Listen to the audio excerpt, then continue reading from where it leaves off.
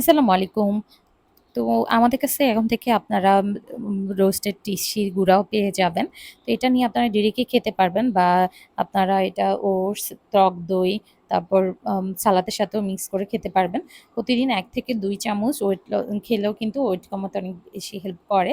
আর এটা কিন্তু খুবই টেস্টি খেতে। ডিরেক্ট এমনিতে ভেজেও খাওয়া যায়। আম আবার সালাদের সাথে মিক্স করেও খেতেও ভালোই টেস্টি লাগে।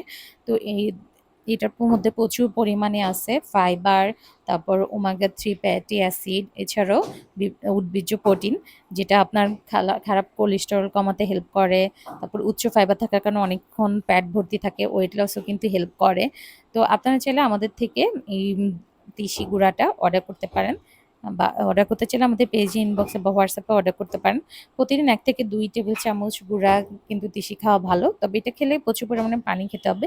তিসি এবং চিয়া সিডে যেহেতু ফাইবার বেশি থাকে, এটার জন্য পানির পরিমাণ বেশি খেতে হয়।